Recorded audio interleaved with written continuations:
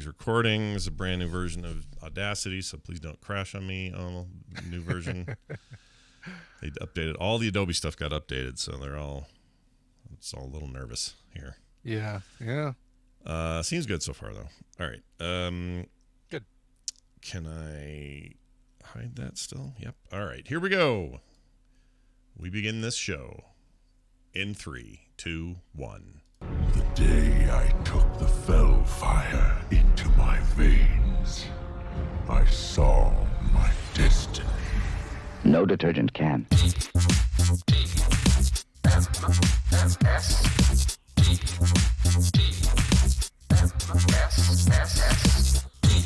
The Morning Stream. Always check your candy.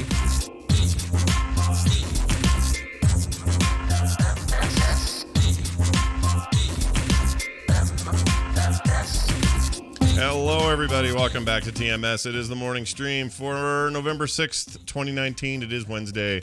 I'm Scott Johnson, and a healing Brian Ibbett. Maybe Healing on the mend. Yes, I mean, still not great. You know, I gave my percentage before the show is about 60%, but I sound a lot better than somebody who's at 60% because I'm pushing through, people. Yeah. I'm gonna do this. I'm gonna make it happen. Yeah, Brian is a trooper. He's decided that even though he's still sort of on the cusp there, that yeah, he's gonna go. It's that first stage of cold or flu where it's like, they're on the welcome mat, they're ringing the doorbell, they're going to fight their way in, or they're going to turn and go to the next house. It's one or the other. I like that. I like that. That's pretty good. It's a little like which way they're going. It's like it's like the trick or treater kids. You know, you just don't know who's going to come to the door. They're going to avoid you. What's the deal? They've got their luggage on the porch. Yep. They're ringing. Yep. Wants to stay they there. don't see us peeking through the blinds from the upstairs window. Yeah. Well, and that's what's funny is normally you 100% if we'd have gone to BlizzCon this year, you would say, "Oh, I probably got this at the con." Right? Yeah. Because con crud is a thing. Everybody gets it. Here's the thing. So Tina and I are both sick. Yeah. The only people we came into contact with on Monday were the counter people at Popeye's Chicken because we went for the spicy chicken sandwich, which I gotta say was damn good. It was a good chicken sandwich. Yeah, as chicken sandwiches go, it's top notch. They finally got them back in stock. But so the running theory is counter guy. Possibly your dude or someone in the back the counter, or or even another customer in line around us. Yep. Person who had the table before we did. I don't know. It's like Bluto always says, blame Popeye every time. That's right. I'd gladly pay you Monday for a cold and flu Wednesday. Thanks. Well, it is that time of year. My daughter's in the throes of it. Somehow I've avoided it. Washing my hands a lot. Doing the thing you do. Kim's cleaning it up and stuff. Is it weird that she already put up a bunch of Christmas stuff? Are we bad people because we did that? Or is that okay? No, actually, the studies, we were just talking about this on the news the other day. Studies show that happier people put up their Christmas decorations right after Halloween. And it's supposed to make you happier, I guess. So I have one Christmas decoration put up. Want to see it? Yeah, let's see it. What do you got? Oh, it's in your office. Cool. It's right here on my desk. All right. And there you go. Oh. It is. Someone got him wet. That's right. Exactly. It's Christmas Carol Gremlin. That's a great figurine. How'd you get that? NECA made these this year, and they are awesome. I've got the other one sitting on top of the clock back there.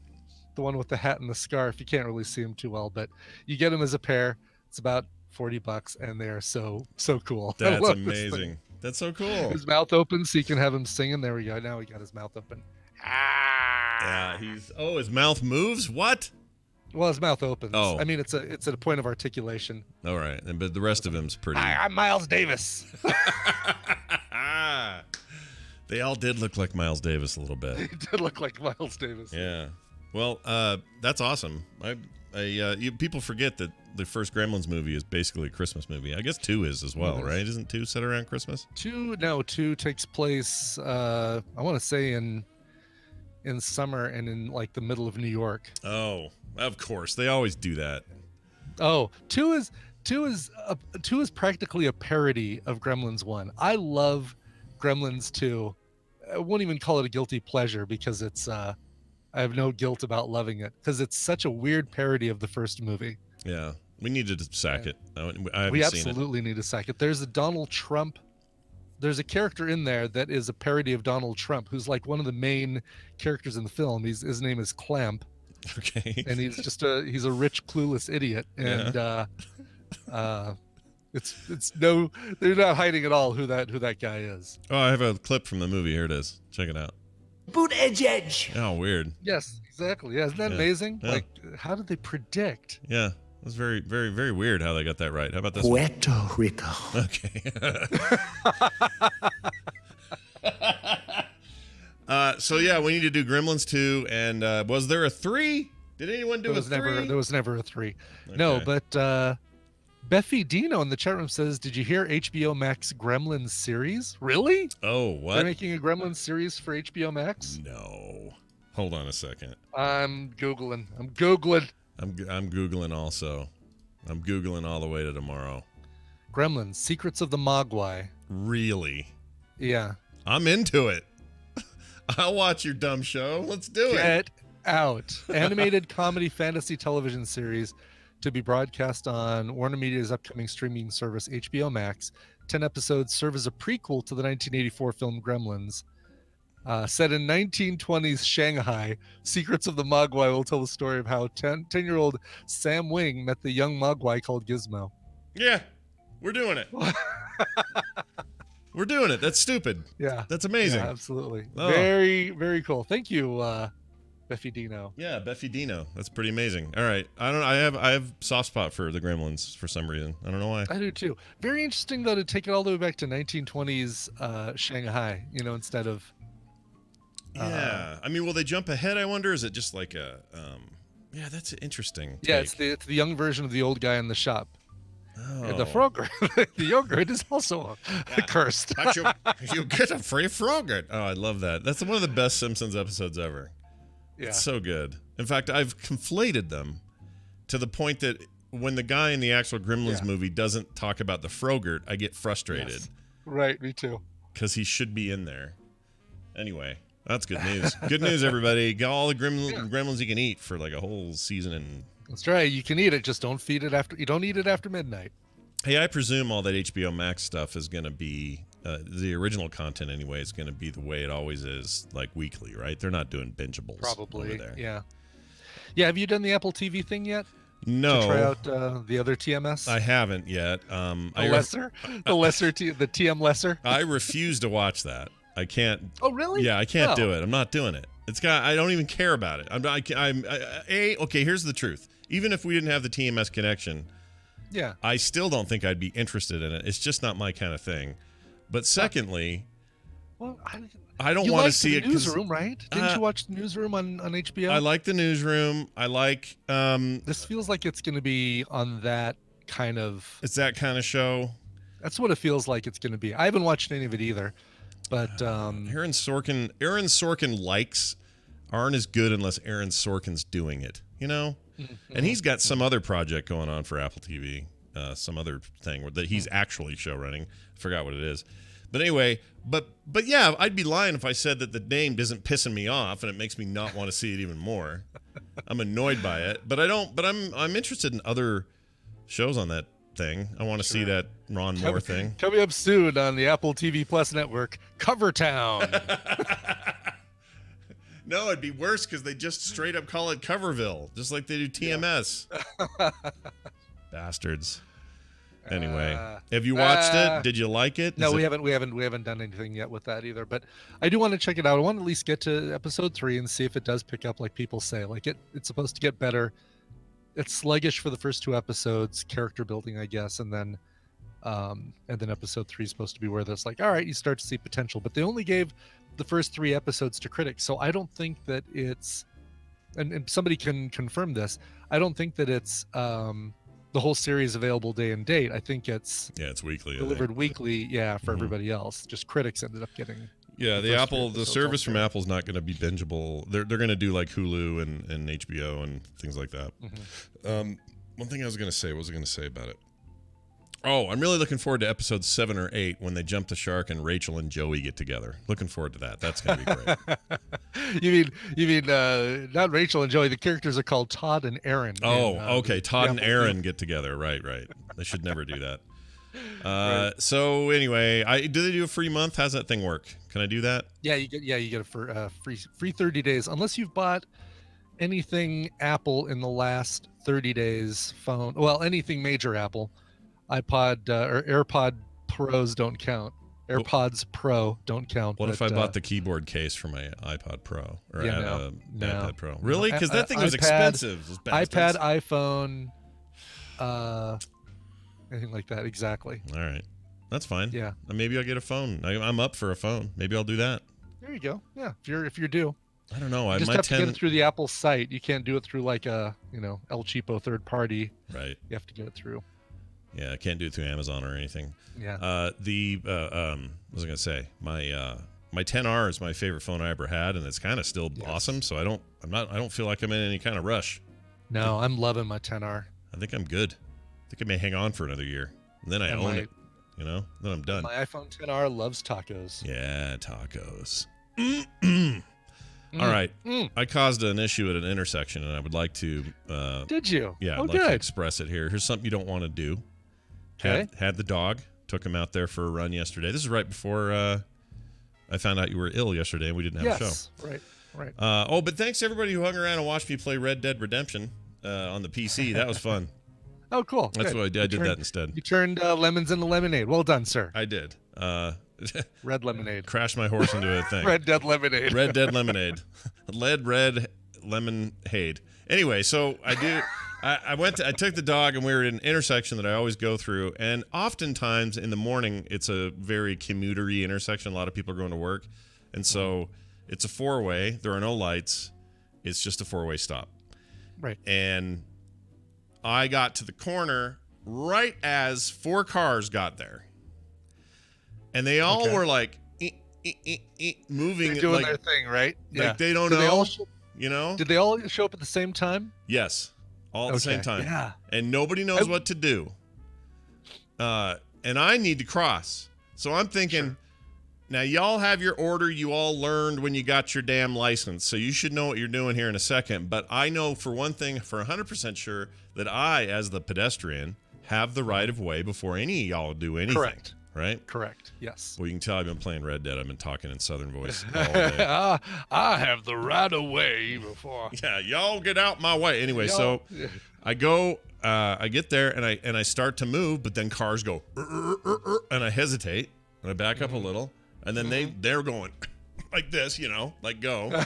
Waving it, right. So I start going again, and then another car starts inching forward toward me. So at the end of this thing, here's how it ends. I'm halfway across the street. 2 of these guys decide they're not paying attention to go ahead and go. Now we've got 2 cars that are like in each other's way in the intersection, so turning toward their turns. You got 2 other guys angry and are waving everybody off, and you got me standing in the middle, at risk of dying because these cars are stupid. And so the ones that waved you aren't the ones that are going and now stopped in the intersection. Like, you got the go ahead from a couple of the 4 cars, but you've got 2 other cars that decided to just keep going. Yeah, they just were not having it, man. It's so funny dumb. Crazy Neighbor and I were looked that up because we got to a 4-way stop where all 4 of us got there at the same time, and he just went ahead. He stopped. No one was moving. He's like, I'm going, and so he went because, when it's 3 of you at a 4-way stop, yeah. The everybody always defers to the person on their right. So that's how it's supposed to be, right? That's the rule. The car that didn't have anybody to their right would go first. Then the car that had them to the right would go next, and then the last car would go last. But when we looked it up, when 4 cars arrive at the stop signs at the very same time, basically the most aggressive driver goes first. Oh, yeah, because that's the rule. Because what else are you going to do? There is no right anymore because everybody's right of each other, right? Exactly. So now it's just down to whatever a-hole is the biggest a-hole. It's exactly. And that's, hey, it takes an a-hole to kind of get us out of one of those sticky situations. So well, We learned a lot about rage last time with Wendy, last 2 weeks ago, whatever it was. Oh, yeah. This was right. a good case of that. Outrage. So by the time this was all done, and they're all, basically now parked in this 4-way stop, I just was like, all right. I think I even said that. I went, all right. And I took the dog and I ran. And they worked themselves out. They finally got through there. Nobody hit anybody. Nobody died. It was all fine. Someone in the chat says I sound different today. What do I sound different? He says maybe it's his connection, but he says you don't sound different. Yeah, you don't sound different to me. Okay, so it's not me. Maybe it's his. Maybe his ears are perceiving a deeper, more guttural tone. Yes. From me this morning. Maybe you've adjusted your bass or your treble. Audio bots roll out. That's what I'll say. That's right. So Monday night, Tina and I and the kids, because we not just had Tristan and his girlfriend living here over the weekend, but Tristan's girlfriend came up to visit from New Mexico, and so she was staying with us for the weekend as well. Okay. Full house of 5 of us. Wait a minute, Tristan's girlfriend.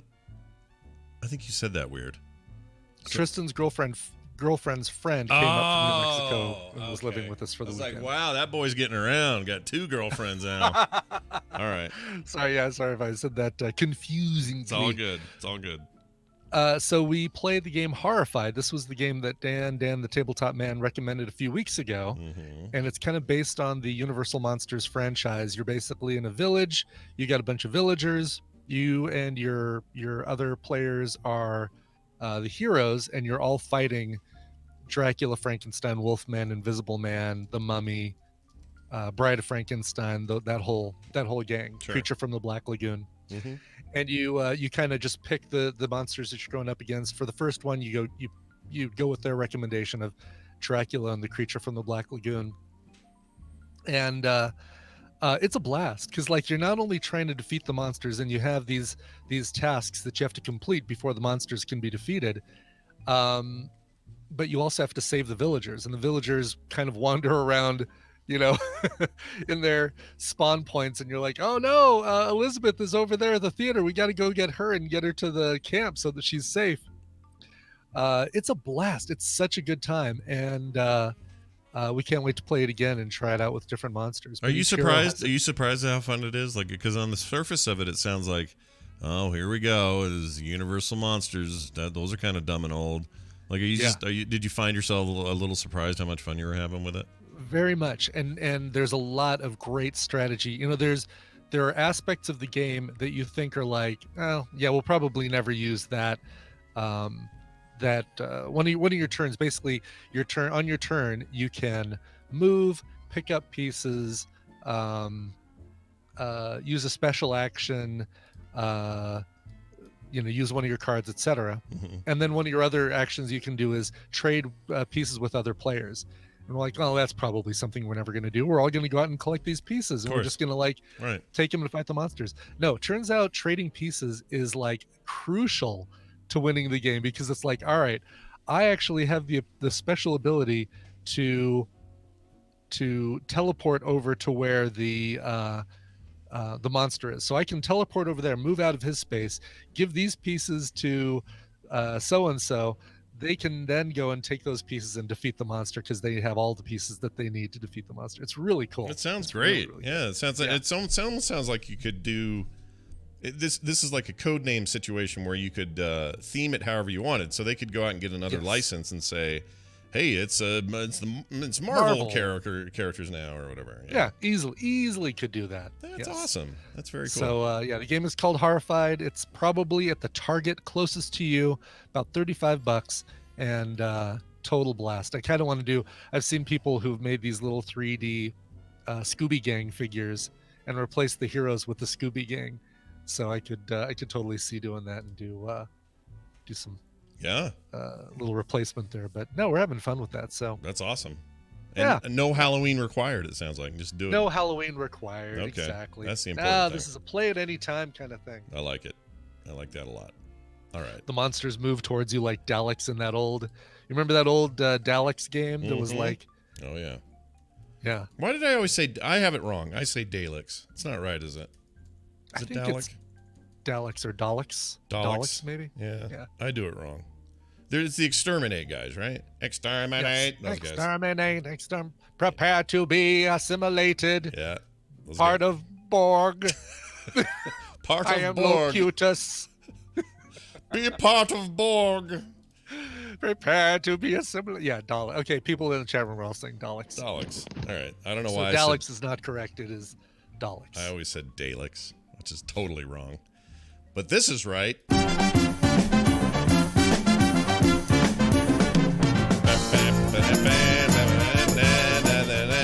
That music means only one thing. Our good pal, Mr. Brian Dunaway, is here from South Carolina. Hello, Brian Dunaway.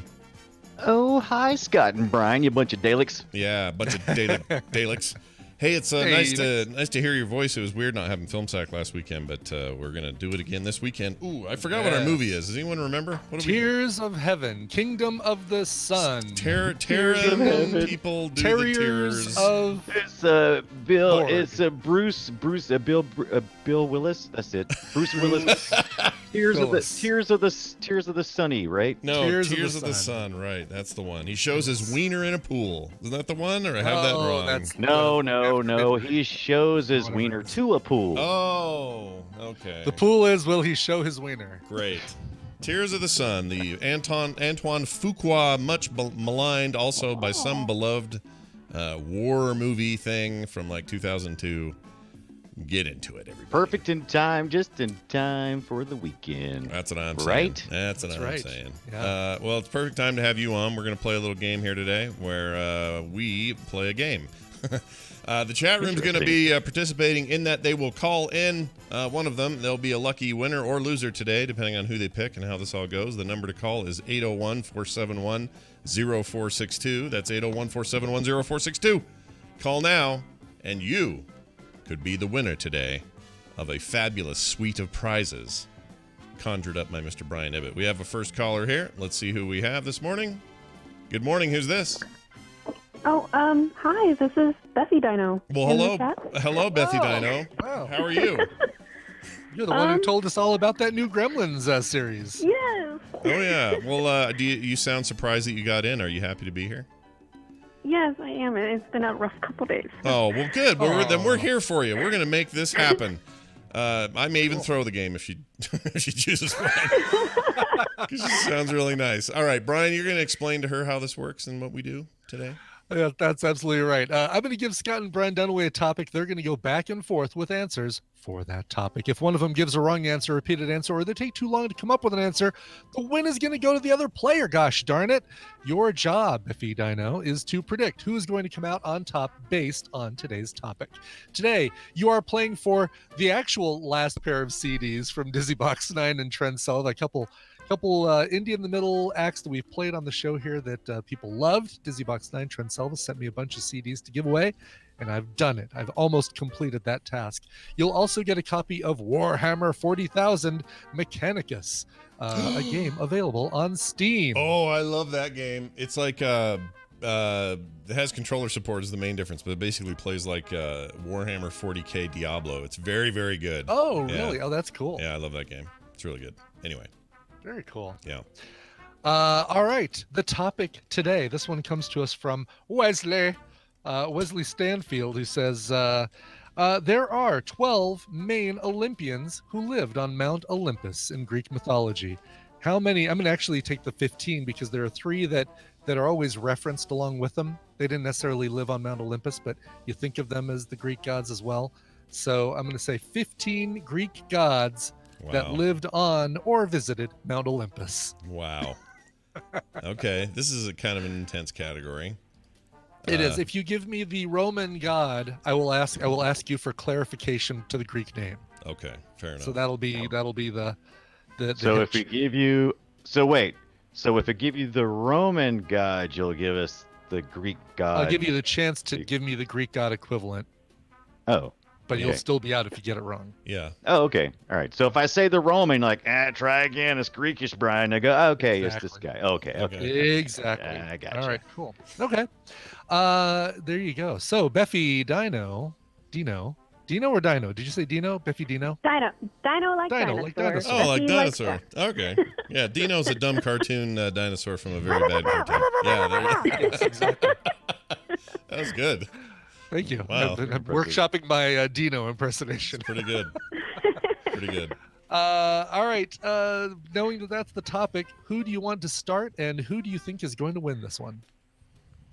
Oh, let's say Brian start and Scott to win, please. Yeah. Okay. Oh, she's the first person to ever say please on here. I just think Pretty pleased and thank you. she's so nice. All right. So Brian, you start. Give us a God. What do you got there? Right.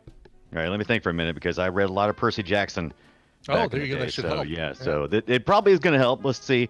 Well, the first Olympian, of course, you think about up there on the top is going to be Zeus, right? He's going to be at the top, right? Exactly who you think of. Yeah, Zeus, king of all He's the got gods. Let me give you this lightning bolt. Yeah. He's also the god of weather, law, and fate. Fate. All right. Let's say. Oh, geez. I just had this name just came in and then left my brain. Hold on. My brain. He was married to. Oh, jeez. Hold on a sec. I'm not going to get this wrong. He was married to All right, I'll just say Apollo. I know he was up there. the late. Apollo. He was. Apollo's a good one to say because he's the same in Greek mythology as he is in Roman mythology. He's the god of prophecy, music, poetry, and knowledge. Wow. All right. And he flies that ship in Battlestar Galactica. He Hey, does. He's really good at it. Mm-hmm. I think you were thinking of Hera. Hera, gosh dang it! Scott Yes. was wanting to pull out of his butt, but he went with Yeah. Apollo instead. She is the wife of Zeus, Juno in Roman mythology, queen of the gods, goddess of women and marriage. Why is my Great thing movie, making by the you way, guys Juno. repeat? Sorry, my audio's freaking out. All right. The one that I know one. I think he was played by Paul Schaefer in the Disney movie. Oh yeah, Artemis. Artemis, yes. good one. God of hunting, animals, and childbirth. Not hunting animals, but there's a comma. Hunting, comma, animals, and childbirth. Artemis. That just goes together, doesn't it? It's like I'm gonna hunt and childbirth. I'll right, take that. exactly. Take Yeah. the childbirth. Yeah. Weird. All right. Your turn. All right. How about Poseidon? Poseidon, yes. God of the sea, of course. Right. And can't remember who played him in that Clash of the Titans, but it was a big important dude. Oh, Big right. important actor. That was a big deal in that movie, Poseidon Yes, specifically. Yeah. Yes. All right. In both versions of Clash of the Titans. This is true. All right. Scott, get your head around this, buddy. Wait, did we say? Yeah, Liam Neeson did in the new one, but I'm trying to think of who it was in the. Well, no, Liam Neeson was Zeus. Zeus? Yeah, he was Yeah, Zeus. he was Zeus. Yeah. The guy that carries the planet on his back. Going up a hill. He's got the whole world on his back. He seems like a rough dude. Hold on. It's one of the main Mars words. Man. Hold on. Oh, Atlas. Atlas. Yeah. Hold on a second. Oh, Atlas has to be there. He's But he didn't really live on Olympus, right? I guess he did not. visited. Yeah, So he was kind of he's a Titan god. right. He's a Titan, not a god. When someone asks you if you're a god, Scott, Right. What do you say, Ray? But isn't he Atlas did not. a god? He did not live. No, he was a Titan. Zeus defeated the Titans, but, they did not live on that Mount movie, too. Olympus. So wait, Atlas is not so a it's- Greek god. So it's just about address then. This is just about where they lived. Is that the deal? well, no, Yeah, they're you Titans. can't hang out. You can't hang out at Club Olympus unless They're you're the a god. Titans, and then there are the gods. All right. Here's what we're gonna. You can get in on a guest pass. Here's what we're gonna like, do. Here's what we're gonna do.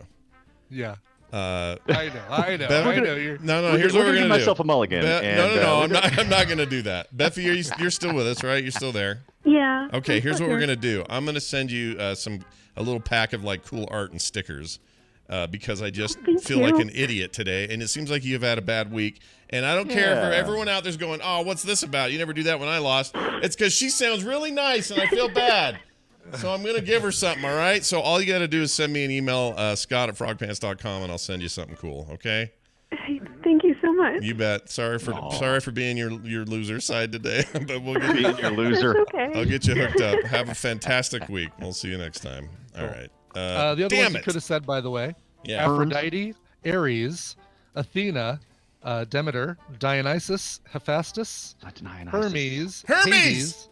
Hermes. I'll call him Hermes would've Hermes. been good. Hold on. Hades didn't live up there, did he? I thought Hades was down He in the didn't. underworld. He's one of the visitors to Mount Olympus. He lived in hell. He's the god of the underworld, but he would go. He was one of the ones I would have accepted because he is a god and not a titan. There was a couple of sleepovers. Hestia and Eros were the other two. Here's a fun thing. If you go actually look at the myths, Hades is, the way Hades is portrayed and everything is like a huge dick because he's in charge of the undead and everything. But if anything, he is like actually the nicest. He was the truest to his wife.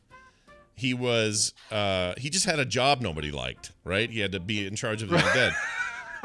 But like he was never like Zeus because nobody else wants to manage. Exactly. Hell. Zeus was cheating on Hera all the time. Hera was cheating on Zeus all the time. Yeah. They were all terrible up there, and poor freaking Hades is down there just doing the job nobody wants.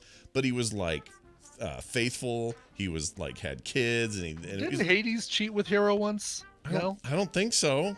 Didn't everybody? I saw Real Housewives of Olympia. It was. I don't think that's a real show. No, so whenever he's portrayed like in the Disney thing, Hades is a complete jerk, but it's not right. They got it wrong, and they make it seem like Hera and Zeus are this perfect little family with their little baby. No.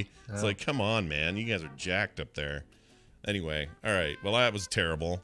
I should have won that. And but Brian, you did because you're a smart guy, and sometimes you win. Like I read a lot of adult fiction that was.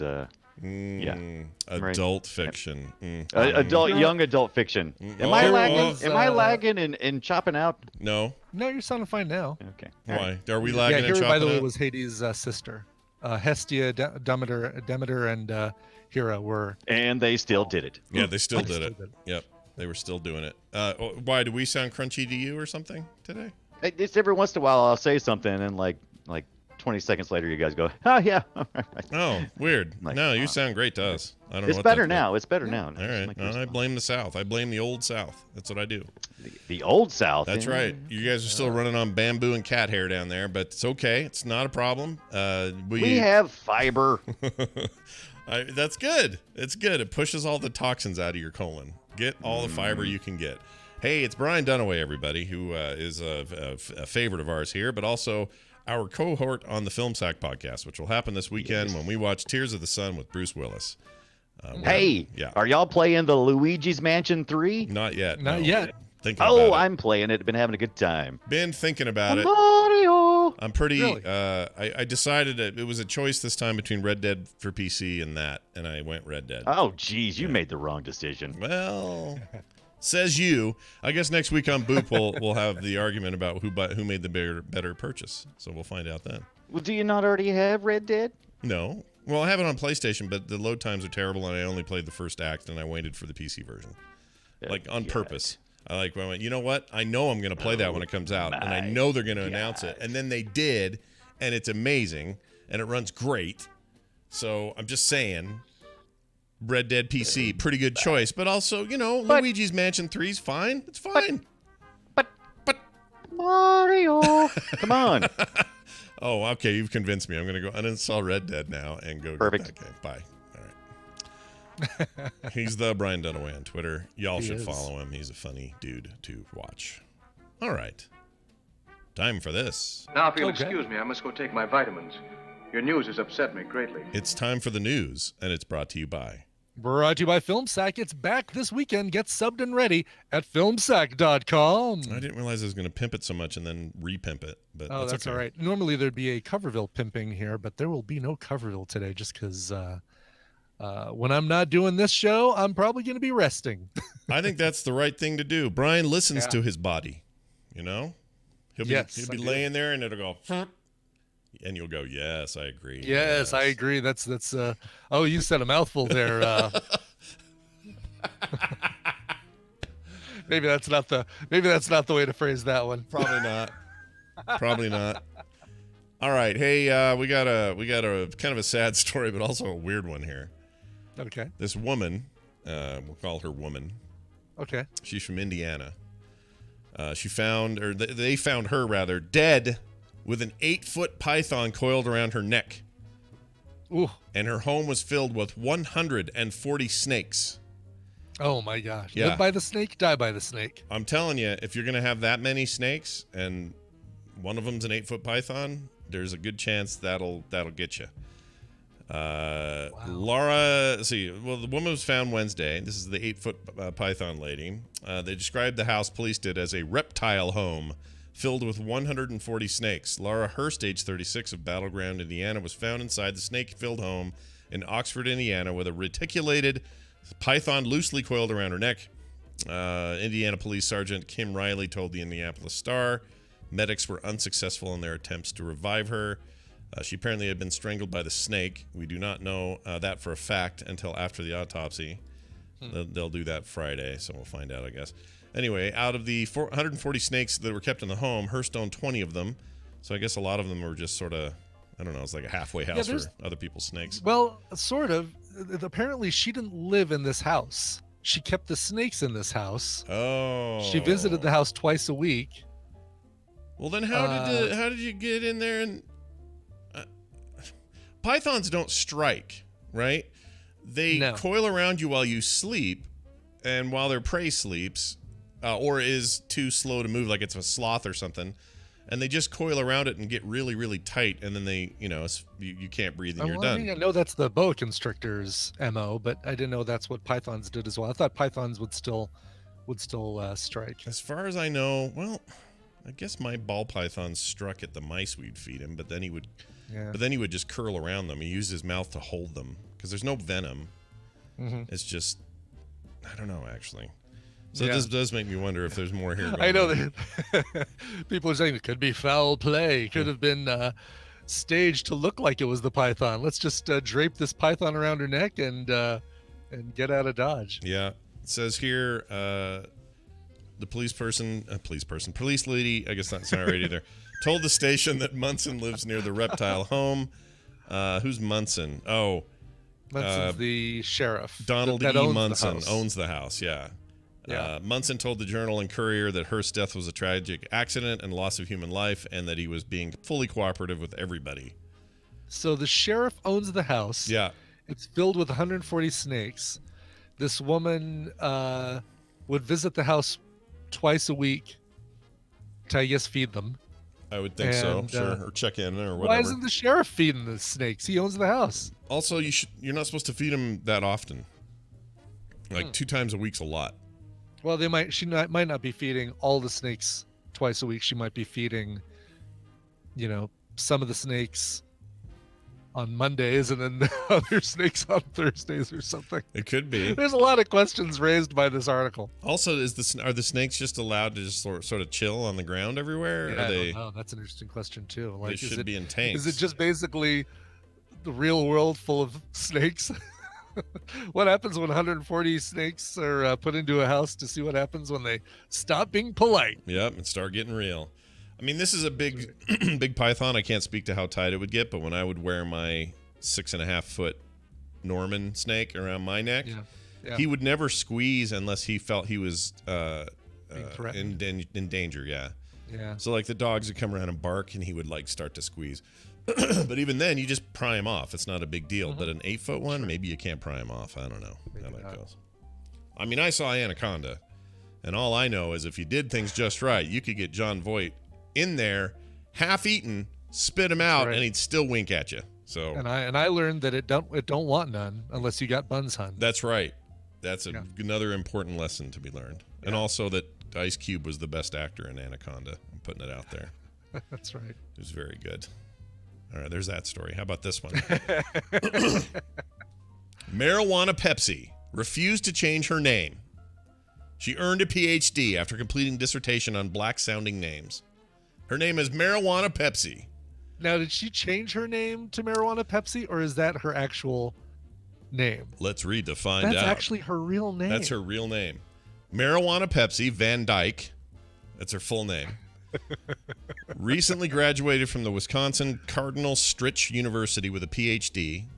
That's a horrible sounding school. Yeah. Cardinal Stritch. It sounds like a horrible cardinal in all red in like some ancient Pope time. Right. Being like a huge jerk. The villain in a religious artifact movie. Yeah. We've got to get away. Cardinal Stritch is right behind us. Do you have the object? I do, but Cardinal Stritch is on our tail. Let's see. It says here, okay, so she got this PhD in leadership for the advancement of learning and services of higher education. Van Dyke's mission was to show the world that although she had a unique name, she could still be a success in her life. She told the Milwaukee Journal-Sentinel, have you been there? I have, yeah. Oh, yeah. Definitely been to the Milwaukee Journal-Sentinel. It's a dumb thing to get excited about, but I always like asking Brian which papers he's been at. Yep. 2 papers I've been to were the Madison Daily News, Madison Cheese Whiz. Oh, Green Bay Post-Gazette and the Milwaukee Journal-Sentinel. Oh, all right. There you go. Yeah. Van Dyke told the Milwaukee Journal, people make such a big deal out of it, I couldn't get away from it. Marijuana Pepsi is a scholar's maiden name, and Van Dyke was added when she got married in 2017. The 46-year-old grew up between Chicago, Illinois, and Beloit, Wisconsin. With a T, you say the T? It's not. I think you say the T on that one, yeah, Beloit. All right. Said in the past she used to question why her mother gave her such an odd name. Her sisters' names are Kimberly and Robin, for example. They're normal. It makes it very difficult sometimes, she told the Today Show. Van Dyke currently lives on a farm with her family and runs a performance coaching company. Man, she is just all over the place. Totally. Additionally, she started an annual scholarship award for black students enrolled in the University of Wisconsin-Whitewater. That's kind of funny for some reason. Her life has not been smooth, it says. No one would ever believe her. They'd say, they do roll call and people would ask for, is it Mariana? Is it marijuana? Like, what is it? And she would have to explain that, it's marijuana Pepsi. It's marijuana Pepsi. I mean, it's kind of a great name. It's like Diablo. It's like Diablo Cody or something, like just a cool name. Would you embrace the cool name, or would you change it the first chance you got? Because I'm guessing that would be right around 14 or 15 is when you'd be fed up, right? That's about what you'd be like. I mean, because she talked about having, getting made fun of as a kid growing up.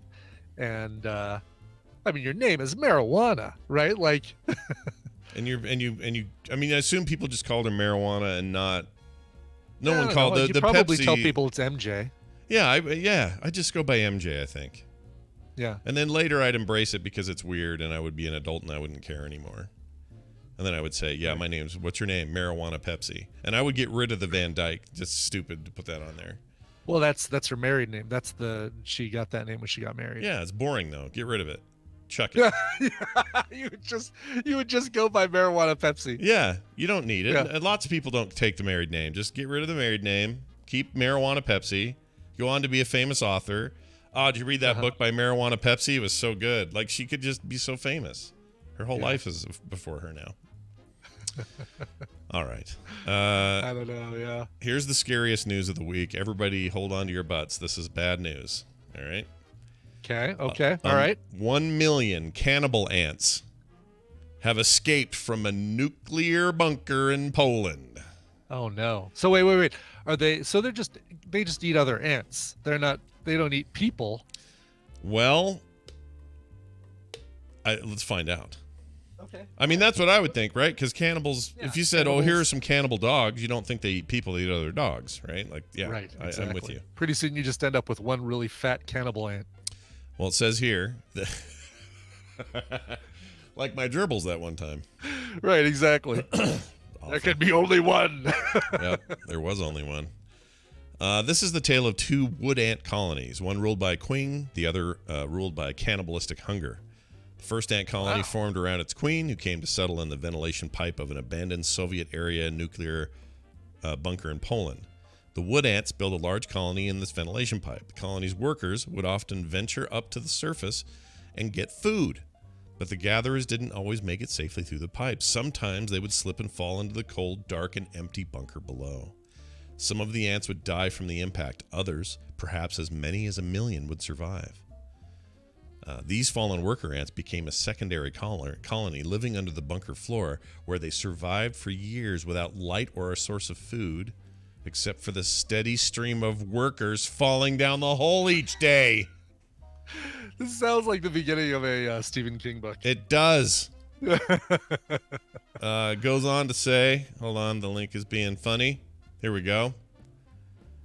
This lost colony of nearly 1 million wood ants persisted for years by preying upon the fallen brethren.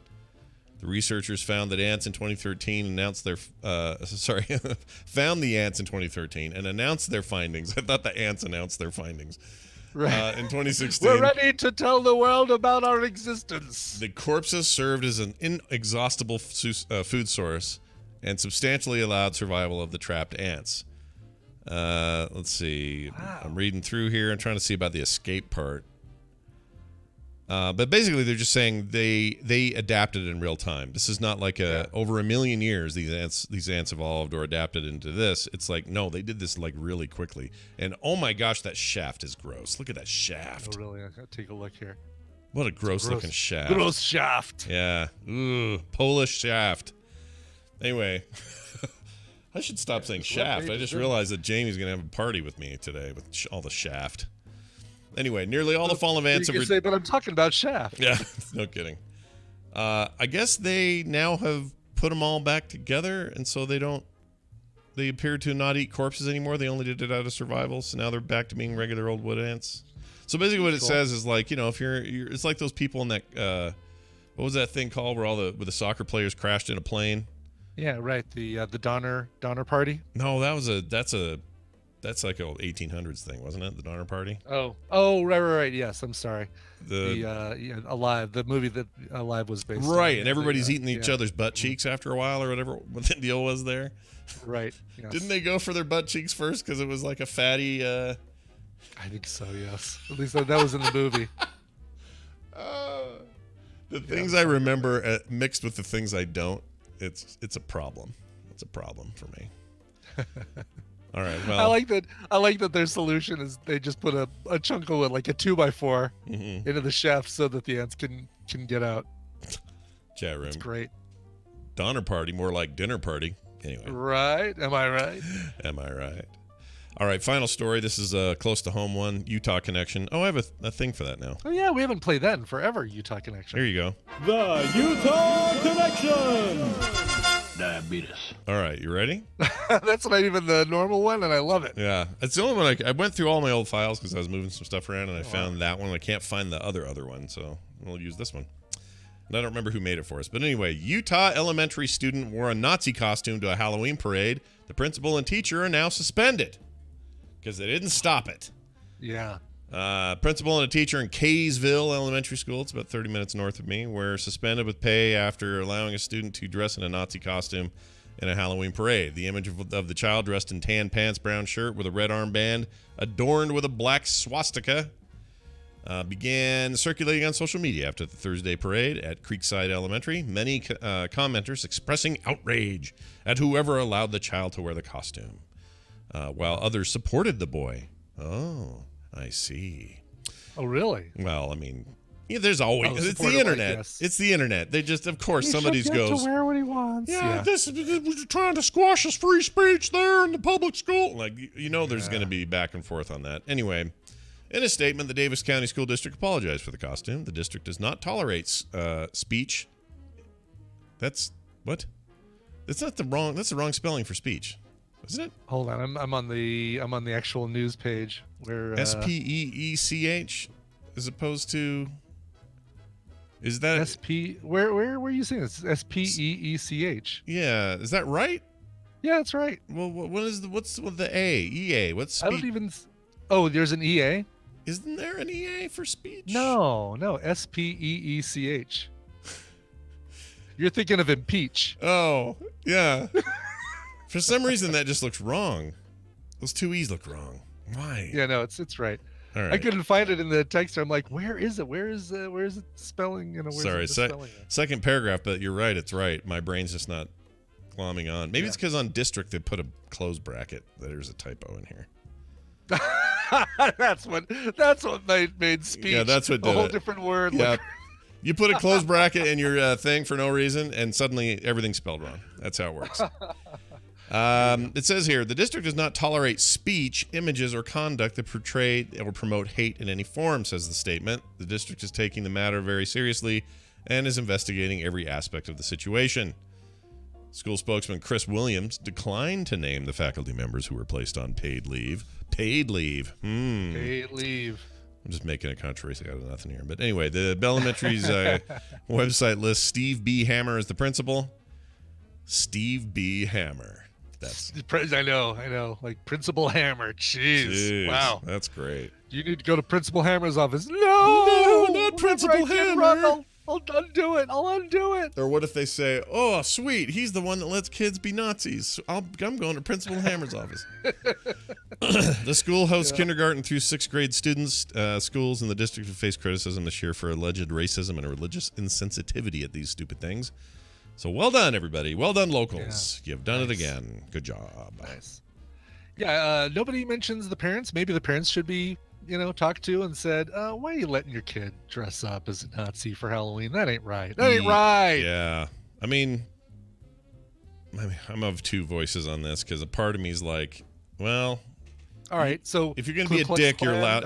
Ku Klux Klan outfit, okay? No, neither are good. I mean, neither one. I think if I'm in charge of the school, I still have strict rules about this, and I say no.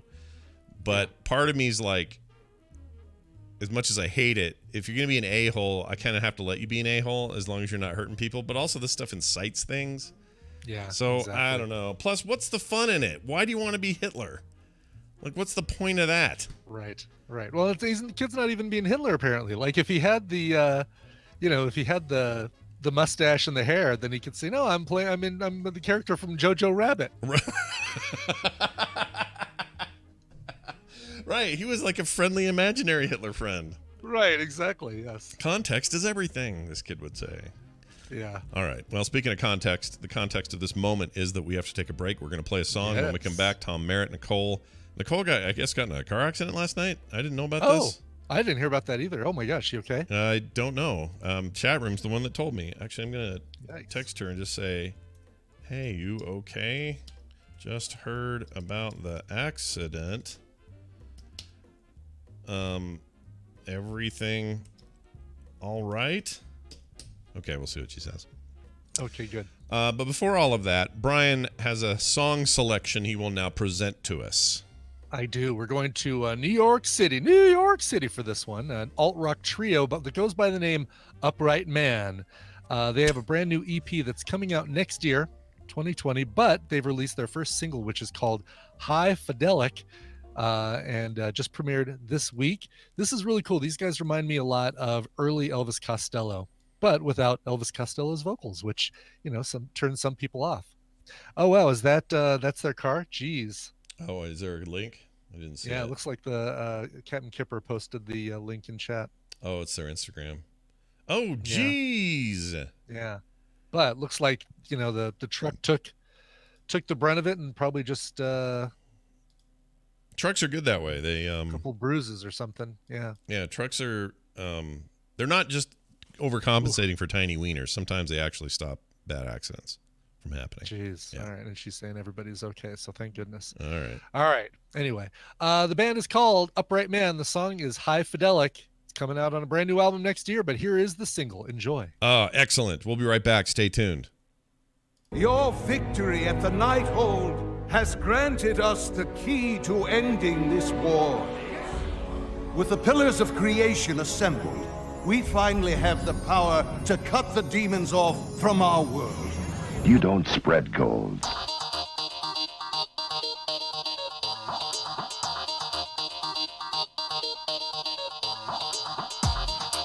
The morning stream. Woof, woof, woof, woof, woof, woof.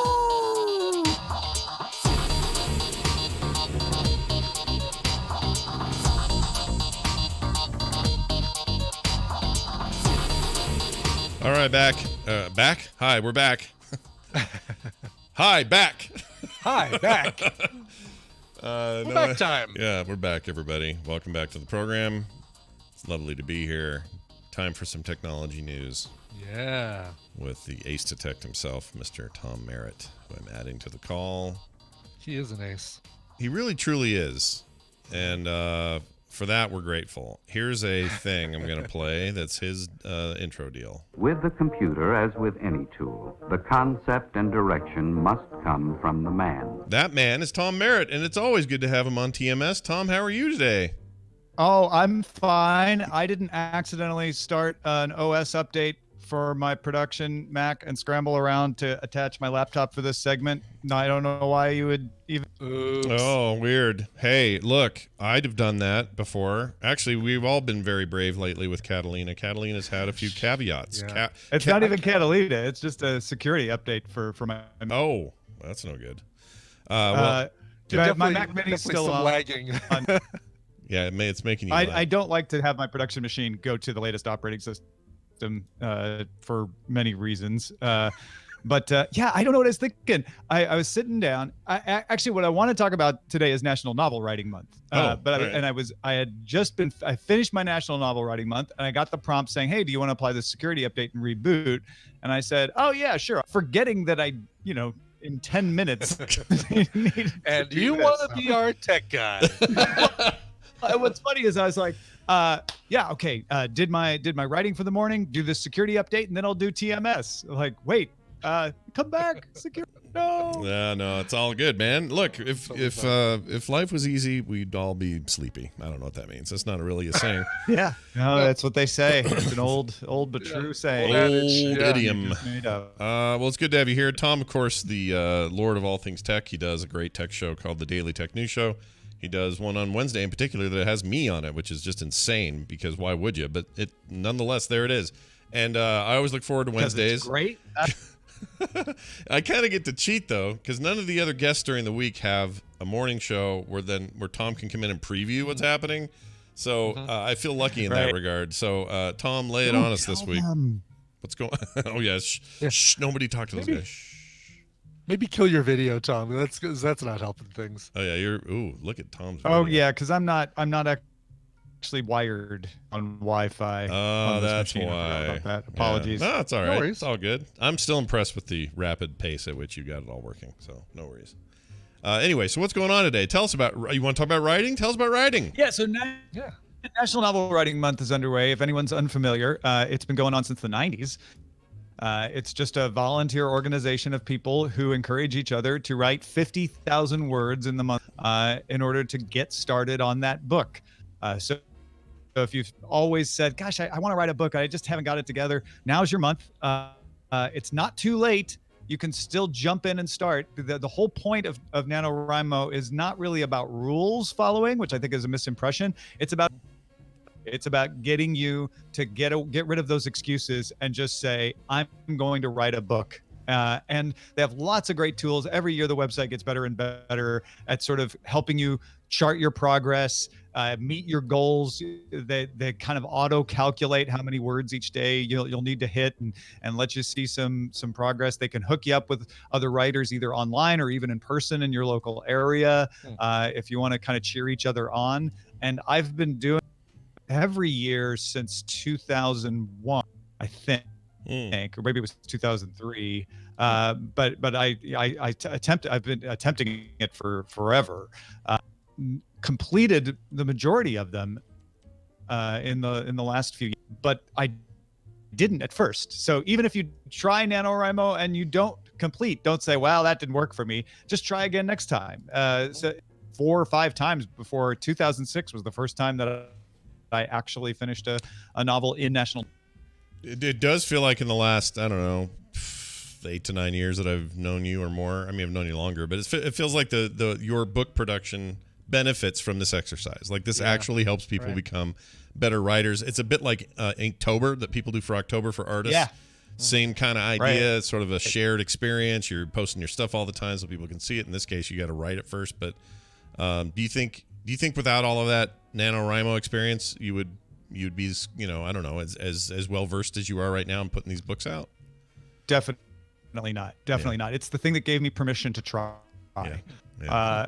Otherwise, I would be one of those people making excuses of like, well, but I don't really know where I want to go with the plot. Well, but I just need to think about it a little more. And instead, what NaNoWriMo does, forget all that.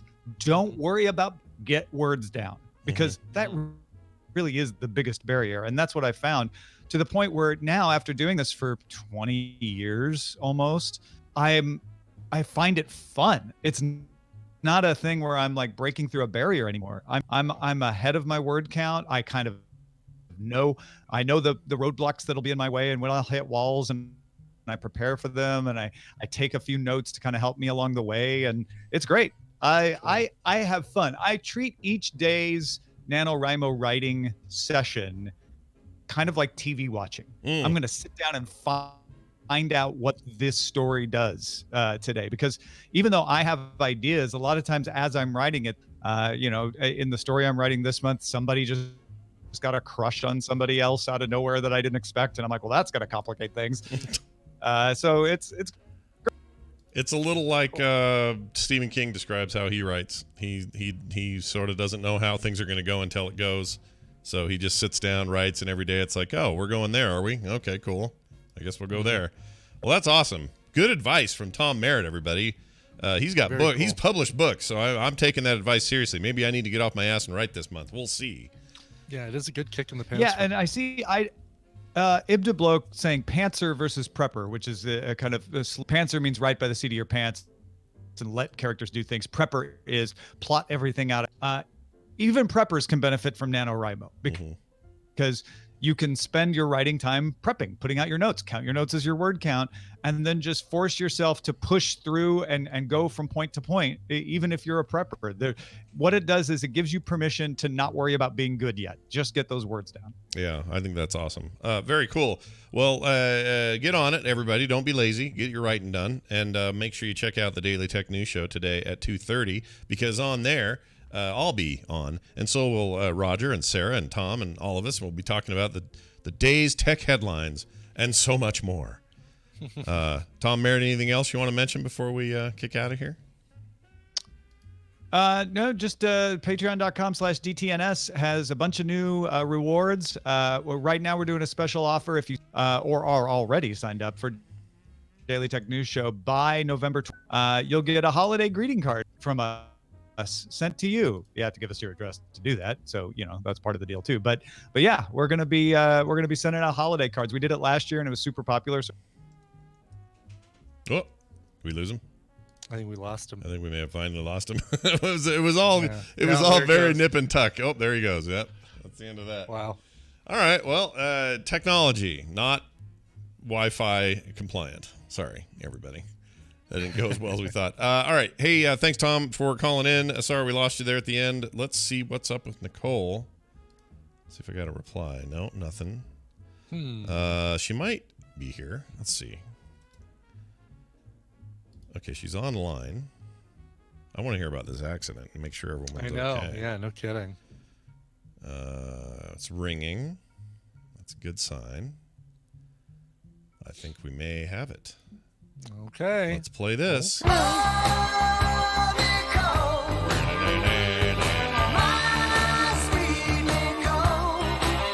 Nicole Spagnolo, what are you doing? How are you? I'm all right. I'm here, thankfully. Good. So wait, this thing is gnarly. The truck is banged up. What happened? I didn't even hear about it till the chat room told me. I didn't even know. So I've only been in 2 accidents in my lifetime. Yeah. I had one immediately after getting my license at 16. I flipped a car. Oh, jeez. The back tire blew. I was on a gravel road. I was the only one in the accident, and the car flipped. Oh my gosh. Okay. Jeez. So that was the last time I've been in an accident. Okay. Until yesterday, after I picked up the kids from school.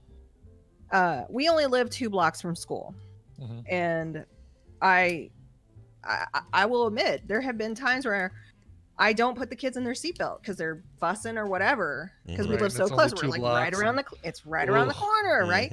Yesterday, thank goodness I did, because we came down the road and there's a stretch of road and there's houses on both sides, and there was a woman on one side. She was on the left, and she blew the stop sign and was trying to get to the other side of the neighborhood. I was going down the road that doesn't have a stop sign, and she just bolted right out in front of me. And I slammed on my brakes, and the airbag deployed. I'm all bruised up. I have some weird bruises.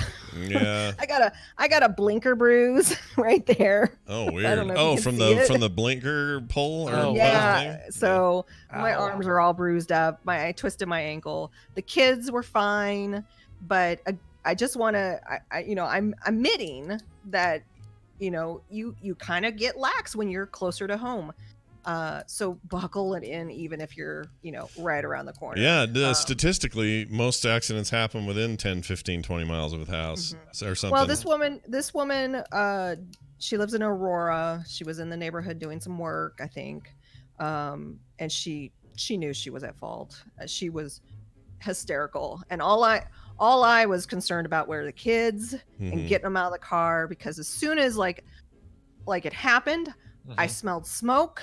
And I was like, get the kids out. I mean, sometimes you don't know how you're going to react in those kinds of situations. And I have to say, I'm really glad I'm one of those people that just my autopilot is do and get away. Oh, yeah. My autopilot. That's totally me. I stress about it later. Just you go and take care of it. Yeah. Yeah, I do that with people. I have complete emergency management skills that only show up when things are real bad. And then I can totally manage it, and then as soon as it's all over, I have a breakdown. Oh, yeah. I was trying really hard once I got, the adrenaline came down. I was, trying not to crumble in front of the kids. Yeah.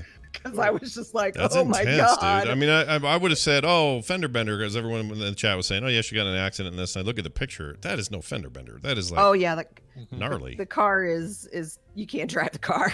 Yeah. It's sitting out in front of the house because we were so close. Mark the bumper fell off as he's taking it.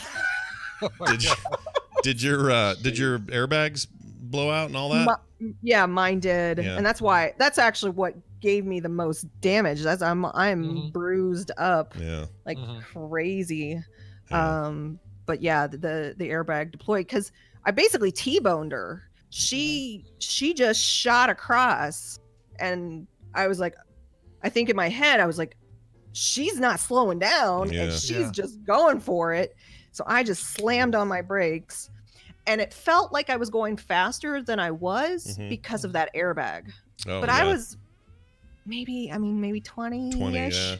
Yeah. I mean, it was we just left the school, so is she? How's she? Is she okay? She didn't get too banged up. I mean, her car's probably thrashed, but herself. Yeah, and it says something about she's like, "Do you want to go to the hospital?" I could hear her. She goes like, "I can't afford it," and I was just like, "That just really." Oh, that bugs me. Because she knew she was in fault. She knew. I mean.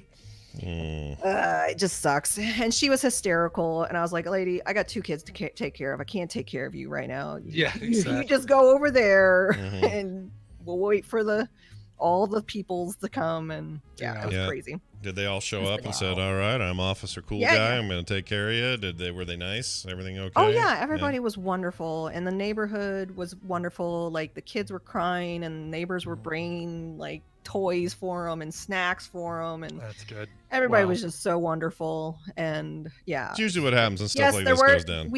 We're in an unincorporated area of Jefferson County, so we had to wait for State Patrol to come and do right. You wouldn't assessment. Get the Jeffco police. Oh, geez. Wow. Yeah, it was weird. So Jeffco came, and then eventually the State Patrol came. So yeah, it was just bananas. That's and I was crazy. Like, did that really just happen? Is that last night? That's the other thing. Those things feel unreal for a while, don't they? Like it didn't happen. I felt really bad because I was going to take the kids. I had bought Peppa Pig live tickets 6 months ago. Wait a minute. How do they do that? What, is it people in suits? Yeah, well, they have black suits on and they do the puppets. Racist. Oh, okay. So we were gonna do. Ava was so excited, and we didn't go because I couldn't walk. I mean, my ankle is pretty jacked up right now. So, yeah, we didn't go to Peppa Pig Live, and Ava was honestly most upset about that. I'm sure. Yeah, I mean, she's been waiting 6 months. That's right. Peppa Pig will be back. Yeah, Peppa Pig will live. We'll go again. Peppa Pig will survive. Fine. And I took him to school today in Mark's truck, and Ava says to me, "Mommy, don't break Daddy's car." No, Mommy's fault. Tell that lady not to break Daddy's car. Yeah. Like, wait a minute. Yeah. That's what's my fault. Yeah. Well, I'm glad the kids were tied in and okay. That's the Oh my important God. Yeah. So we have the 2 car seats now. When you get in an accident, you have a car seat. You can't use those car seats anymore. They're done. Mhm. So I'm getting the exact same car seats that I Because have. they're obviously successful. Yeah. They're amazing. Yeah. So, All right. yeah. I like Crazy. That is crazy. Well, I'm glad you're But okay. I did watch a movie last night, though. What? My nerves was so rattled Yeah. that I had to watch a movie to like. I'm guessing you didn't watch Crash. No. Well, which one? Because not the sexy one with what's his name, right? Nobody wants to see that. Right. Yes. No, the fetish one. Yeah, no, I didn't that watch was that weird. one either. It's such a weird movie. Did that have who was in that? What's his name was in that? Blacklist. Blacklist guy. The guy from 16 Candles. Yeah. Spader. James Spader, right? James Spader. Spader? Yeah, James Spader. That's who it was. It's Spader. Was it you really? got it. Yeah. Yeah, it was Okay. totally James Spader. Huh. Yep. Yeah, and it was gross. I didn't like that movie and regret seeing it. But I now only saw the one that that shouldn't have won the. Matt Dillon one. Yeah, the one that shouldn't have won the Academy Award. Oh, right. That was 2005 one. Wasn't that one of those movies that it's like I don't know. Ensemble cast and Yeah, and that's why you give it to him. That's lame. They should. Don Cheadle and Sandra Bullock and like Don you said, Cheadle. Matt Dillon. What's his real name? I just know him as Don Cheadle. Cheadle. Cheadle. Like you say it enough that you're like, Yeah. what's right. his real name? I don't yeah. know anymore. Like Dermot McRolney? I can't even think of what his actual real name is anymore. Dermot Oh my gosh, I can't either now. Sorry, it's the vacuum cleaner. Oh, Roomba decided to come in here for whatever. Come on, Roomba. Come on here. If it ain't Dougie, it's Roomba. Wait, you named a dog Roomba? No. It's the actual Roomba is running around. Oh, it's the actual Roomba. Okay. Yeah. Because But there's Dougie too. I saw Dougie's head and thought she was talking to him like that name was Roomba. I'm like, whoa. No. Wait, is your sorry. Roomba going after you? I put it on in the other room, and for whatever reason, it came in here. Oh, this is like what was that movie we saw for Film Sack and Nerdtacular, Brian? The one with Charlie Sheen's brother, Emilio Estevez, where all the machines came alive. What's that called? Oh, yeah, Maximum Overdrive. Yeah. I love that movie. That's what we're talking about here. Is you're I'm starting. thinking more of the guy getting interviewed on BBC and his kids barge into the room and start going. I'm picturing Dougie in the Roomba. Dougie was sitting here, and he was just looking at the Roomba like, it's not me. It's not me. Right. That was the This best. time. The visual, Brian, just reminded me of that kid. The way he walked in. It wasn't so much that he walked in. It's the way he walked into that interview. Yeah, it's the elbows out. So good. All right. Well, let's do it. We usually start with Brian, and we're not changing that. We are starting with Brian. So, Brian, I'm going to play a clip, but you want to set it up at all or just play? Brand new film on Netflix. And that's all I'm going to tell It you. better not be the one I watched. That's all I got to say. I know, I hope all right. not. Well, let's find out. Here it is.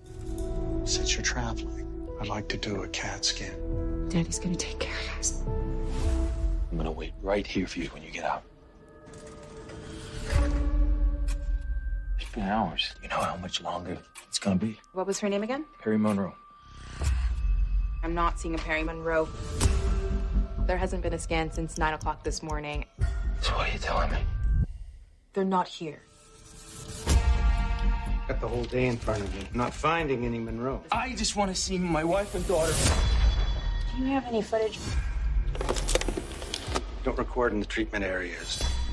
This is that thing with the dude from Avatar in it. That's right. Sam Worthington. Yeah. Yes. So what's this thing? Tell us It's about called Fractured. It's a psychological thriller about this guy, his wife and their daughter. They're traveling for Thanksgiving. They stop at a convenience store, and there's a construction site right next door to the convenience store. And the girl sees a balloon that she wants. She goes over there, but she falls in the hole, and he kind of falls in after her.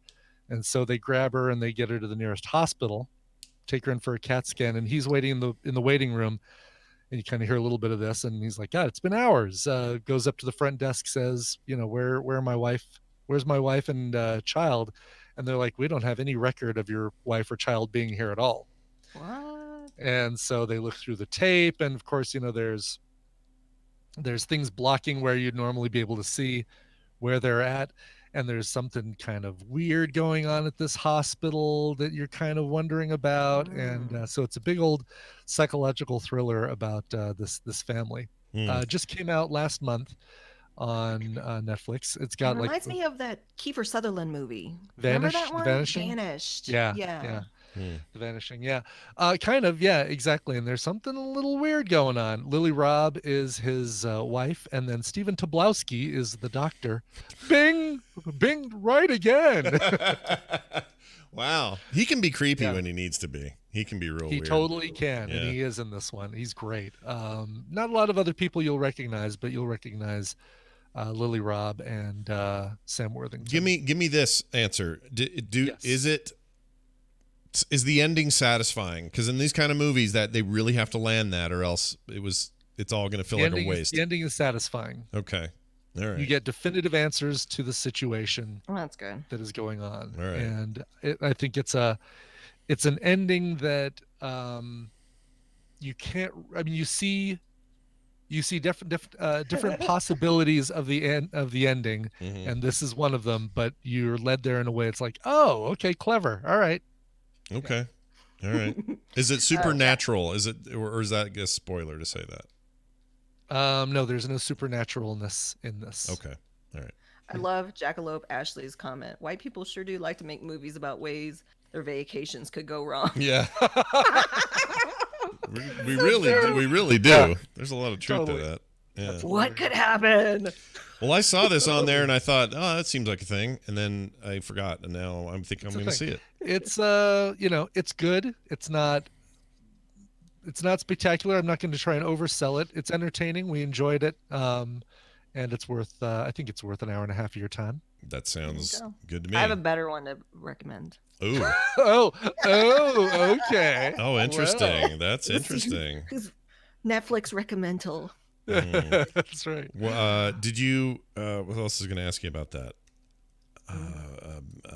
Sam Worthington himself, is he good? Because he's a mixed bag sometimes. That guy. He is. If there's any failure to this movie, I'd say it's Sam Worthington, who's just kind of a one note in this thing. The story's good, but him around it is kind of like, all right, yeah, he's kind of a one note. Did he do the Greek film a long time ago where he was like calm, or the one was like Calm Your Storm or something? Well, he was in the remake of the Clash of the Titans. Is that what you're talking about? Yes, that's what I'm thinking. Yeah. He was horrible in that. Yeah, he was really bad in that. Yeah. Those were bad in general. Those were not great. Calm Your Storm. Yeah, exactly. That was the name. The woman said that to him, and I was like, what? Yeah. It's like it's ancient Greek. I'd say he's slightly better than he was in that film, but you're also watching this for other things besides just the Sam Worthington performance. But I think he's a very handsome guy who was great in Avatar, and maybe not always great in everything else he does. I liked him in Terminator Salvation. I know we don't think that movie's that great, but I thought his role was fine. He acted fine. Yeah, he's okay. Mm-hmm. He's okay. He is in. He's in Hacksaw Ridge. Is he also in the new Avatars, or are we done with him in those? Yes. I wonder. Nope. He's in Avatar 2 and 3, which are currently filming and scheduled for a 2021 and 2023 release. Jeez. Yes. Why don't you go ahead and have 20 years between your movies? Oh, actually, you know what? Right. Hold on. 2009. We're already at 10. We're already at 10. Yeah. 2009. That's crazy. Yeah. All right. Here's mine now. This is a cheat, sort of. Well, not really, but it's all I've watched. I've had no time for anything else, but this has been on in the background because for some reason I got in the mood for it. Don't judge me.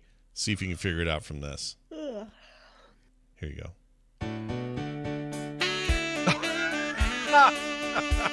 So Brian already knows. Yeah. I can't stop watching the Golden Girls, and I don't know why. I love the Golden Girls. I think it's very funny. I think it's underrated as a thing that Where's a guy that like me, streaming? Hulu, I believe, is where I've been watching it. Cool. I like the Golden Girls. Okay, I think it's Who are great. you? I think you're probably Dorothy. You're Dorothy. Am I Dorothy? You're Dorothy. Wait, Dorothy is what's She's her? like the matriarch. Oh, right. It's what's her name? Wait, Dorothy, the old lady, the little tiny one. No, Dorothy is Maude. Oh, Maude, right? Maude, freaking sorry. What's her name that died? I can't think of her B. name. Arthur. They all died. B. Arthur. Yeah, she's great. Yeah. Yes. That's fine. I'll be her. Do we have to pick who we are? So who are you? Are you Betty White? What are you in this scenario? I'll be Betty White, and Ibbot, you can be Blanche. Okay. You're Fair enough. you're I've never an seen- old slut. I know about the Golden Girls. I know You're who so they are. Blanche. Yeah. But I don't think I've ever watched a full episode of the Golden Oh, Girls. they're wonderful. They're pretty fun. It's a fun thing. No, you know what? Like, I'll change it my seems mind.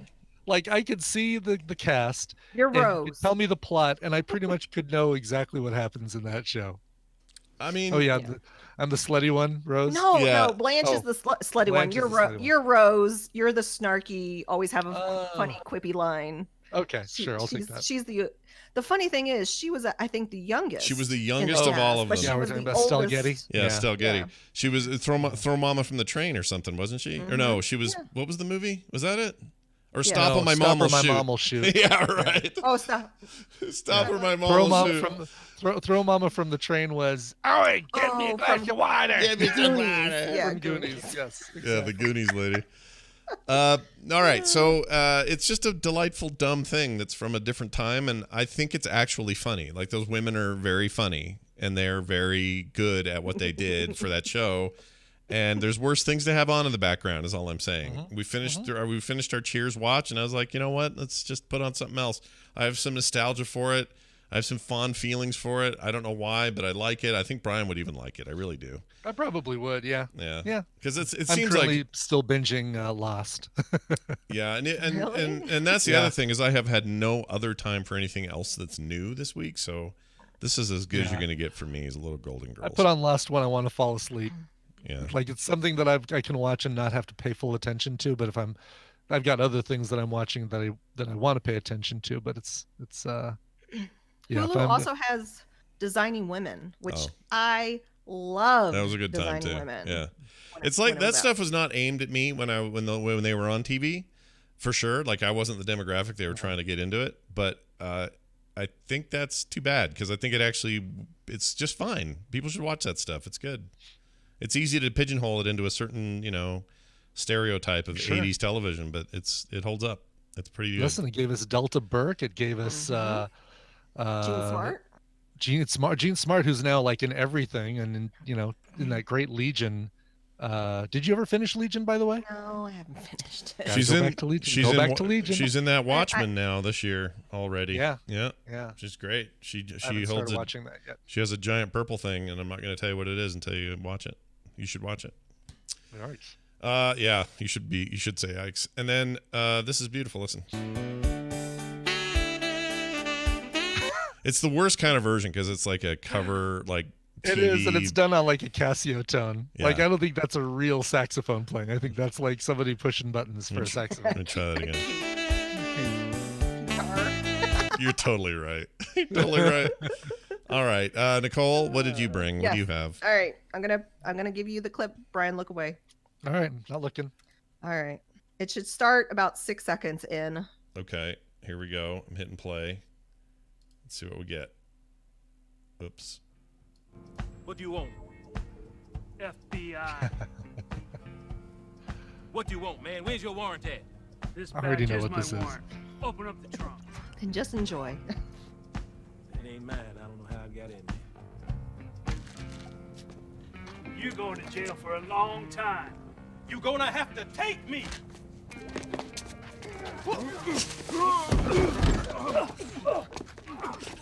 I wish people could see this. Cut! Cut! Cut!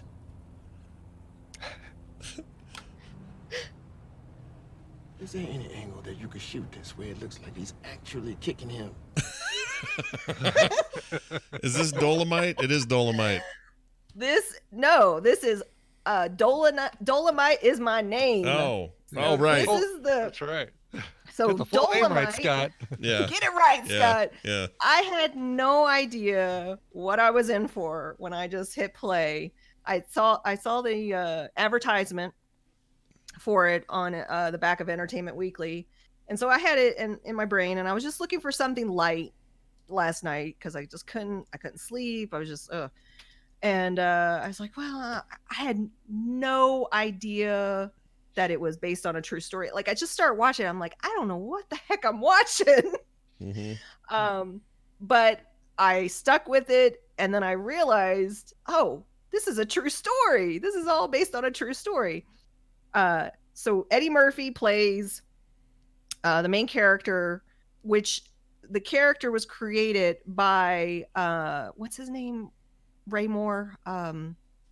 Rudy Ray Moore. Rudy Ray Moore. So he was a singer, and then he basically just kept. He was really, really tenacious and just looking for his act, and so he tried to do singing, and that didn't work out, and he just did a whole bunch of stuff, and he finally in this movie it shows how he kind of came up with the character Dolomite, and Dolomite was like a legendary pimp.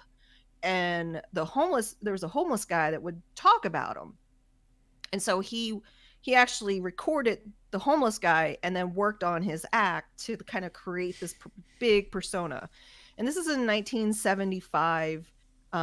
You couldn't say a lot of the stuff that's in this movie. I will warn you, do not watch with any kids around. Okay. There is a lot of cussing, really a lot of cussing, but it kind of chronicles Rudy Ray Moore's rise and fall and rise, and how he and created these relationships. There's some amazing actors in here. So in addition to Eddie Murphy that was in that clip, you also heard a little bit of Wesley Snipes. He's also in it. He's the director in that scene. He's the director. That they kind of got into making the movie, because initially Rudy Ray Moore was doing just comedy albums, and it was a huge success.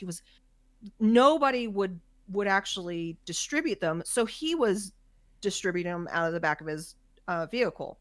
And then finally, like, there was a record company that noticed all of this, and then they brought him on and they distributed more, and then he did all these tours. And I loved it so much. And eventually he wants to do movies. And again, he went through the same thing with movies. No one wanted to play his movie. The movie only cost him $100,000 to make.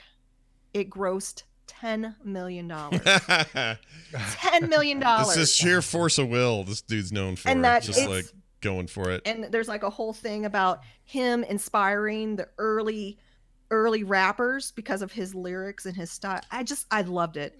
Snoop Dogg's in this, right? Isn't he? I got a small part. Snoop Dogg is in it. Yeah, he's one of the early.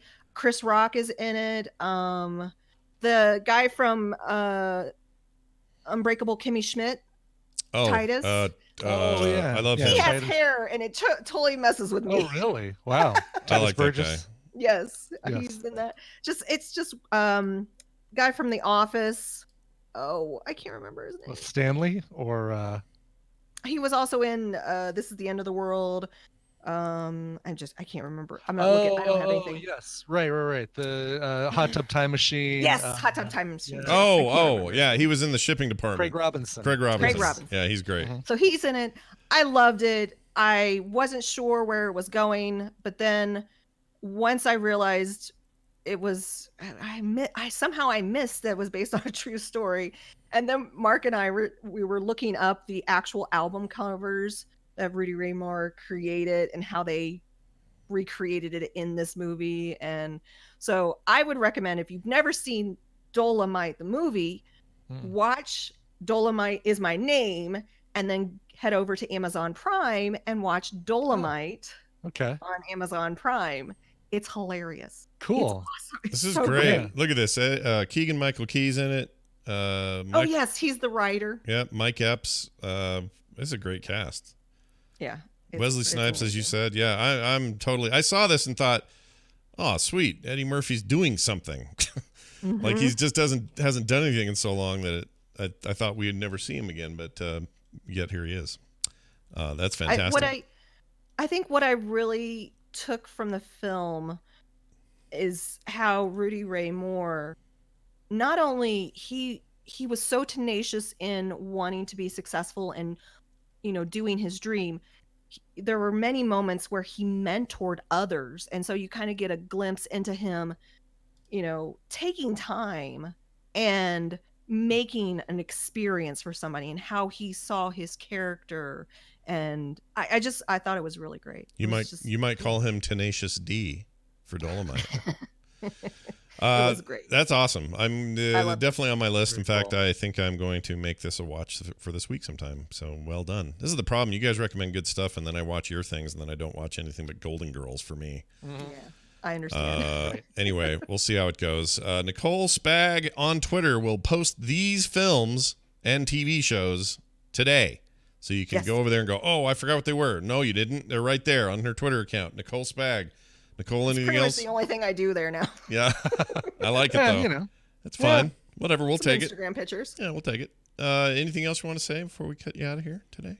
I'm glad I'm here. I'm glad you're here too, and I hope your truck is not. Is it totaled, or do you know yet?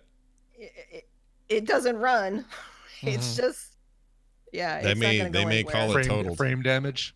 I don't know. Who knows? Who knows what they're gonna do? Does stereo work? Does the radio still work? It does. Thankfully, yeah. Good. So just like the film in Planes, or the car in Planes, Trains, and Automobiles, the radio still works. You think with all this other damage? Yep. Oh, I gotta watch that movie again. All right. Have a fantastic one. We'll see you later. All right, Brian. Yes, sir. That brings us to the dregs of today's show. I survived, Scott. And I don't mean that in a negative way. Oh my gosh, honey, what did you make? That looks great. Look at this. Ooh, wow. Okay, so it's like naan kimchi with on there kimchi, for sure. And roast beef is what it is. And provolone. I'm gonna eat this. All right, not yet, well, but I'm yeah, gonna. that's the point. Thanks, babe. No, it's because of I have the heater on my back. It feels good. Anyway, I haven't talked about it, but my back's being a complete piece of crap lately. Oh, that's stupid. That sucks. Yoga, yoga's the answer. That's what I'm gonna do. There you go. Yeah, do some downward facing dog and warrior pose, and you'll be fine. Upward facing cat. Looking forward to that one. You could do that. Yeah. Yep. That's what I was thinking. That's where you lick yourself. Yeah, that's what I've been told. All right, check this out. I'm going to read a couple of quick emails. An email about strip mall joints, because I talked about the Red Basil place being amazing and that people should go to those places. Right. Hey, Scott and Brian, just listen to episode 1819. Oh, sorry, you're not on camera. Now you are. You talked about the best Asian restaurants being in strip malls. As a food service delivery driver that sees many kitchens in the Denver area, I can say that hands down, Asian restaurants are almost all off my list of places to eat out. Generally speaking, while they may have amazing food, their food handling practices, both in storage and preparation, are very subpar. Eat at your own risk. Nate from the Denver Tadpool.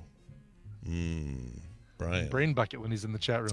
Yeah, no kidding. It's like, it's not only saying, I wouldn't eat at Asian strip mall Asian restaurants. He's saying at any Asian restaurant and Denver area. So it's like, oh crap. Yep. And it's funny because last night we ordered out from the Asian place near us that even though it's called the Heaven Dragon, we call it the Heathen Dragon.